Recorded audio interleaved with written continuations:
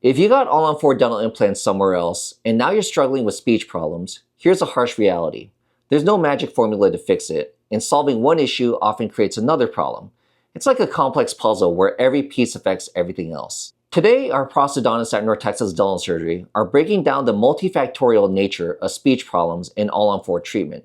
You'll discover why speech depends on the delicate interplay between your upper teeth, lower teeth, and the tongue space, how the simple test of counting from 60 to 65 reveals major positioning problems, and why solving speech issues often means compromising aesthetics or function. And stay tuned, because we're revealing the specific speech tests prosthodontists use to diagnose problems, from fricative sounds to closest speaking space, and why fixing speech issues is like solving a Venn diagram, where changing one factor inevitably affects the others. This could explain why your speech problems haven't been properly addressed and what realistic solutions actually exist. So how do you guys address speech issues? And I'll start with you. If someone had their all-on-4 done somewhere else and they call and they say, I'm having speech issues, what are the first thoughts that are popping in your head? It's lisping normally. Normally lisping? Lisping, normally it's due to the interaction between the tongue, the palate, and the inside part of the upper front teeth.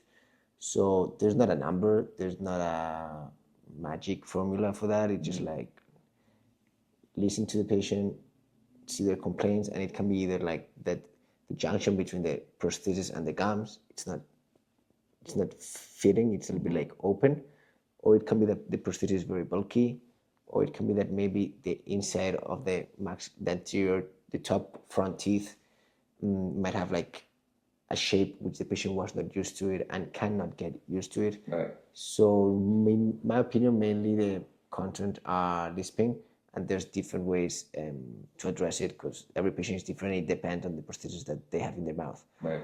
We also test for like what we call like fricative sound, which is with the patient to say like F sounds or V sounds. But that normally doesn't happen that much, only if you give the patient like very long front teeth, which they might be like hitting their lower teeth. Mm-hmm. But I think, at least in my opinion, mainly like when the patient says like counts, for example, from 60 to 65, ask the patient to count from 60 to 65, and if they see that they're lisping or their teeth are touching, that means that either the teeth are not positioned in the right way, or that we open the bite too much, or that we close the bite too much. Yeah, I mean, I think it's kind of intertwined again with function, because a lot of the patients actually, other than obviously sibilants, S sounds, sh sounds, I think fricatives get impacted way less. But I think the other thing is sometimes patient, when they're speaking, they're biting their tongue.